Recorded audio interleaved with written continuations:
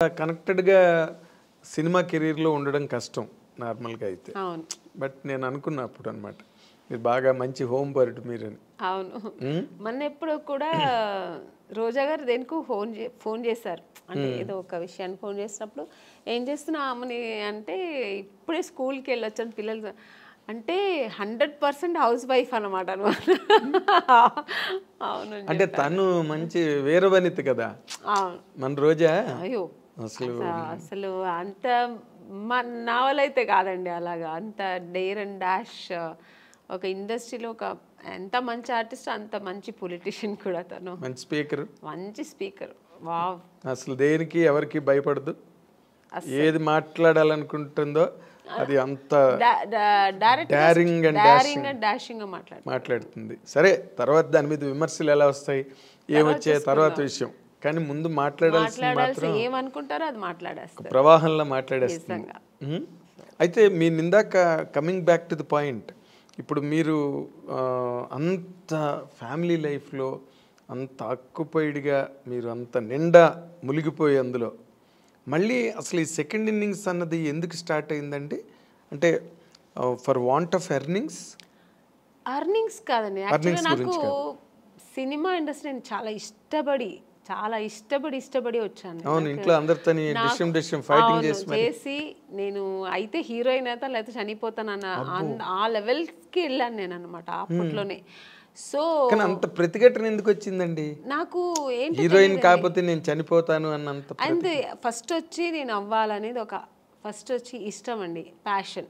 చిన్నప్పటి నుంచి నాకు తెలిసి, నాకు ఊహ తెలిసినప్పటి నుంచి నేను సినిమాలో చేయాలి నేను ఒక ఆర్టిస్ట్ అవ్వాలి, హీరోయిన్ అవుతానా లేదా ఆర్టిస్ట్ అవ్వాలి.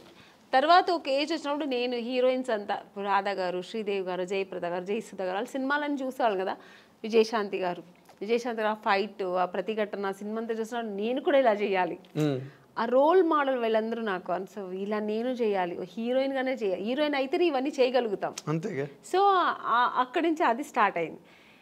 ఇండస్ట్రీకి వచ్చి ట్రై చేసినప్పుడు ఫెయిల్యూర్ వెళ్ళినప్పుడు మనం ఏమనుకుంటాం, మేము అందంగా ఉన్నాము, మాకు అన్నీ తెలుసు, వెళ్ళిన వెంటనే రామ్మ నువ్వు ఈ సినిమాలో నువ్వే హీరోయిన్ అని రెడ్ కార్పెట్ వేసి వెంటనే ఇచ్చేస్తారా అని ఒక ఊహలో వస్తాం. నేనే కదా, అందరూ వచ్చేవాళ్ళు అలాగే వస్తారు. సో ఒక డ్రీమ్తో వచ్చినప్పుడు ఇక్కడ వచ్చిన తర్వాత ఇప్పుడు ఒక మౌంటైన్ ఉందండి, అది ఇక్కడ దూరం నుంచి చూస్తే అది చాలా అందంగా ఉంటుంది. దగ్గర వెళ్ళిన తర్వాత ఎన్ని రాళ్ళు ఉన్నాయి, ఎన్ని ముళ్ళు ఉంటాయి, దాన్ని అక్కడ ఎక్కడానికి ఎంత కష్టం ఉంటుందనే తర్వాత తెలుస్తుంది. అది అందుకే దూరపు కొండలు నునుపు అంటారు కదా. అలాగే నాకు కూడా నేను అలా అనుకుని వచ్చాను. తర్వాత ఇక్కడ వచ్చిన తర్వాత అంత ఈజీ కాదు అనిపించింది. ఇప్పుడైనా మనకి ఇండస్ట్రీ చాలా ప్లాట్ఫామ్స్ ఉంది.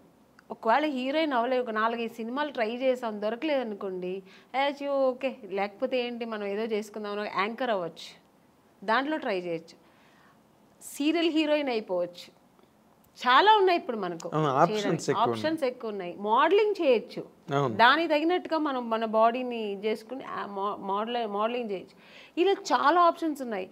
నేను వచ్చినప్పుడు ఇండస్ట్రీ ఓన్లీ హీరోయిన్ చేయాలి, లేదంటే సిస్టర్ రోల్, మదర్ రోల్, ఆ ఏజ్లో సిస్టర్ రోల్, లేదంటే ఫ్రెండ్స్ రోల్, ఇలాంటి తప్ప ఆప్షన్ లేదు, ఇంటికి వెళ్ళిపోవాల్సిందే. నాకేమో అది ఇష్టం లేదు, నేను చేస్తే హీరోయినే చేయాలి. అలాంటప్పుడు ఎన్ని కష్టాలు నేను ఎదుర్కోవాల్సి వస్తుంది. అవును, మనం కండిషన్స్ పెట్టుకుంటే కష్టాలే. సో అది అప్పుడు అసలు ఎక్కువ కష్టాలు ఫేస్ చేశారండి బిగినింగ్ లో? తప్పకుండా అండి, ఎందుకంటే నాకు చెన్నైలో ఎక్కువ తమిళ్ ఇండస్ట్రీలోనే ఎక్కువ నేను ట్రై చేశాను. నాకు అప్పుడు తెలుగు టచ్ లేదనమాట. అక్కడ తమిళ్లో ట్రై చేసేటప్పుడు మా నాన్నగారు ఫ్రెండ్, ఫ్యామిలీ ఫ్రెండ్, ఆయనకు కూడా తమిళే తెలుసు, ఆయనకి తమిళ్ అతనే ఆయన కాబట్టి తమిళ్ ఇండస్ట్రీకే ఆయన నన్ను చుట్టి తీసుకెళ్ళేవారు అనమాట. కంపెనీస్ అక్కడ ఉన్నారు వెళ్ళమ్మా అక్కడ. సో ఇవన్నీ అక్కడ ఫేస్ చేశాను. బట్ నేను తెలుగులో ఫేస్ చేయలేదు, డైరెక్ట్ హీరోయిన్ అయిపోయాను. నేను అనుకొని వచ్చాను కదా, అది ఇక్కడ దొరికింది. అక్కడ చాలా కష్టమైంది. అంటే ఇక్కడ వచ్చేప్పటికి చాలా ఎక్స్పీరియన్స్ అయింది నాకు. అంటే అక్కడ ఒక ఎస్టాబ్లిష్డ్ పొజిషన్కి వచ్చాక కదా ఇక్కడికి వచ్చాను. అక్కడ ఎస్టాబ్లిష్ అవ్వడానికి ఎస్టాబ్లిష్ అవ్వలేదు, చేస్తున్నప్పుడే అంటే హీరోయిన్ ఛాన్స్ దొరికింది. నేను పడిన కష్టాలకి హీరోయిన్ ఛాన్స్ దొరికింది, బట్ నేను 100% అక్కడ సక్సెస్ అవ్వలేదు, ఇక్కడ సక్సెస్ అయ్యాను. అంటే పడిన కష్టాలంటే ఇప్పుడు రకరకాలుగా ఉంటాయండి కష్టాలు అన్నది. కష్టం అంటే నా ఇది ఏంటంటే, నేను చేసిన ట్రావెల్ ఎలాగంటే వెళ్ళిన వెంటనే ఫొటోస్ చూసేవారండి. అప్పుడంతా ఎక్కువ ఫొటోస్, ఆల్బమ్స్ అవన్నీ ఫొటోస్ చూసి చాలా బాగుంది అమ్మాయిని వెంటనే రమ్మని అనేవాళ్ళు. వెళ్ళి చూసిన వెంటనే ఈ అమ్మాయి ఎక్కడో వాళ్ళ ఫేస్ ఎక్స్ప్రెషన్స్ మారిపోయేది. వాళ్ళు ఏదో హై ఎక్కడో ఒక ఫుల్ దీంట్లో ఉంటారు, ప్లెడ్జ్లో ఉంటారు. ఓ ఈ అమ్మాయి ఇంత అందంగా ఉంటే ఇంక డైరెక్ట్గా ఎంత ఉంటుందో అనుకొని ఒక ఊహలో ఉంటారు. నన్ను చూసినండి, మేము కొంచెం అంత నార్త్ ఇండియన్ కలర్స్ కాదు, హైట్ ఉన్నాం కానీ నార్త్ ఇండియన్ కలర్ కాదు. మెయిన్ ఆ కలర్ కాంప్లెక్షన్ కదండి ఫస్ట్ మీకు లుక్ ఏమిస్తుందంటే ఆ కలర్ కాంప్లెక్షన్ చూసిన వెంటనే బాగుంది అనేది అనిపించేది. అక్కడ నేను ఫెయిలియర్ అయ్యేదాన్ని చూసిన వెంటనే. కలర్ దెబ్బ కొట్టింది మిమ్మల్ని. ఇంకొకటి మీరు చెప్పినట్టు ఇప్పుడు ఆ స్పీకింగ్ మనం చూసిన కొంతమంది పడపడని మాట్లాడేస్తారు. నేను కొంచెం అలా మాట్లాడను, రిజర్వ్డ్గా ఉంటాను. నమస్తే కూర్చుంటా, అడిగిన దానికి ఆన్సర్ అంతే, ఎక్స్ట్రా మాట్లాడను, నేను మాట్లాడను కూడా. అది ఎంత వాళ్ళకి అమ్మాయి నిజంగానే యాక్టింగ్ చేస్తుందా క్యారెక్టర్ అని ఎక్కడో వాళ్ళకి ఏదో ఫీల్ అయ్యేవారు. సార్ చెప్పి పంపిస్తాం అనేవారు. ఇలా ప్రతి ఒక్క కంపెనీలో జరుగుతుంది. కానీ తమిళ్లో మీరు కలర్ అంటున్నారు, సావిత్రి గారు భయంకరమైన కారు నలుపు, వాణిశ్రీ గారు మామూలు నలుపు కాదు, ఆవిడకి 4 గంటలు 5 గంటలు మేకప్ చేసేవారు వాణిశ్రీ గారు. కరెక్టే అండి, మీరు చెప్పేది కరెక్టే. బట్ నేను వచ్చేప్పటికి ట్రెండ్ చాలా మారింది.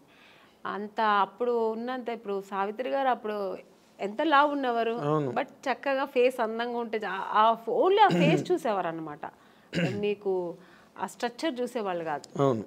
ఈవెన్ భానుమతి గారు కానీ మన వాణిశ్రీ గారు కానీ అప్పుడంతా స్ట్రక్చర్ ఏమి చూసేవాళ్ళు కాదు. ఫేస్ వర్క్ అప్పుడు అన్న ఓన్లీ ఎక్స్ప్రెషన్స్, యాక్టింగ్ ఇది చూసేవారు అనమాట. ఆ తర్వాత జనరేషన్ ఇప్పుడు శ్రీదేవి గారు వాళ్ళంతా వచ్చేప్పటికి స్ట్రక్చర్ మెయింటైన్ చేసేవాళ్ళు, అందము అన్నీ వచ్చేసింది కదా. సో అది అప్పటికే మీకు నార్త్ ఇండియన్స్ చాలా మంది వచ్చారు. నగ్మా గారు అప్పటికి వచ్చేసారు, వచ్చేసారు. సో అక్కడ అదే వచ్చింది. ఖుష్బూ గారు వీళ్ళందరూ ఇక్కడ ఎంటర్ అయిపోయారండి. అప్పటికి వాళ్ళంతా వచ్చి ఇక్కడ అప్పుడు సామ్రాజ్యం ఏలుతున్నారు. ఆ టైంలో నేను ఎంటర్ అయ్యాను. అప్పుడు ఎలా ఉంటుంది చెప్పండి. సో అంటే కొన్ని సినిమాలకి ఇలా ఉంటే చాలే అనుకొని దొరికేది వేరు. అన్ని కమర్షియల్ సినిమానికి అలా అనుకోరు కదా. ఒక గ్లామర్ హీరోయిన్ కావాలనుకుంటారు, చాలా అందం మంచి కలర్ కావాలనుకుంటారు. సో అక్కడ మనం ఫెయిలియర్ అవుతాం కదా. అవును, 100%. చూడగానే వెంటనే మైనస్ మార్కులు పడిపోతాయి. ఇప్పుడు కొంతమంది పర్వాలేదు, మనకి మెయిన్ కావాల్సింది ఫేస్ అందము, స్ట్రక్చరు, యాక్టింగ్, ఇది చాలు అనుకునే డైరెక్టర్స్ కొంతమంది. లేదు నాకు అలా కలరే కావాలనుకున్నది ఎక్కువ మంది అప్పట్లో, ఇప్పట్లో కూడా ఎప్పుడైనా. అందుకని అంత తొందరగా వచ్చిన తర్వాత ఇప్పుడు మధ్యలో కొంచెం ట్రెండ్ మారింది. మన దీపికా పడుకుని ఒక డస్టీ కలర్ అని అది ఇప్పుడు ఫేమస్ అయిందండి. మేము వచ్చినప్పుడు ఆ డస్టీ కలరే బ్లాక్ అని చెప్పి మమ్మల్ని పక్కన పెట్టేవాళ్ళు. చాలా ఎక్కడో లక్కీగా దొరికేది అంతే. ఇప్పుడు వీటిష్ అంటున్నారు, బ్లాక్ వీటిష్ అంటున్నారు, డస్కీ కలర్ అని ఏమేమో అంటున్నారు. దాని ఇప్పుడు పేర్లు పెట్టి దాని ఒక ఫ్యాషన్ చేసుకున్నారు. మేము ఉన్నప్పుడు అలా కాదండి, కొంచెం కష్టమే. అయిన తర్వాత కూడా ఇక్కడంతా మేకప్ వేయమని చెప్పేవాళ్ళు, కలర్ ఎందుకంటే దీనికి డిఫరెన్స్ రాకూడదని. సో ఇవన్నీ మేము ఎదుర్కోవాలి, ఒకేలా ఉండాలని. సో అప్పుడు నేను చాలా మా అమ్మని తిట్టేదాన్ని, నువ్వు ఎందుకు మా నాన్న కలర్గా కనలేదు, నువ్వు మా బ్రదర్ మంచి కలరు, వాడు మాత్రం ఎందుకు అంత కలర్ ఉన్నాడు అని. మా నాన్నగారు లాగా వాడు, మా అమ్మ కొంచెం కలర్ తక్కువ. ఇలాగా నాకు ఆ ఒక ఫీలింగ్ నాకు ఎప్పుడు ఉండేది. మా అమ్మతో ఎప్పుడు నేను వెళ్ళి మా అమ్మతోనే గొడవ పెట్టేది, నాకేంటే తెలుసు దేవుడు నీకు ఆ కలర్ ఇచ్చాడు, నువ్వు హీరోయిన్ అవుతావు నాకు తెలిసి ఉంటేనే ఇంకొంచెం కుంకుమ పువ్వు ఎక్కువ తాగేదాన్ని. మా అమ్మ అంటే ఆవిడ అంతే, కుంకుమ పువ్వు తాగితే ఎక్కువ తాగితే అంటే అదేదో అప్పుడు ఒక నమ్మకం. సో అలా తమిళ్లో మీరు బాగా ట్రై చేస్తున్న టైంలోనే తెలుగులో కట్ అయ్యారు అనమాట మీరు. అవును, ఛాన్స్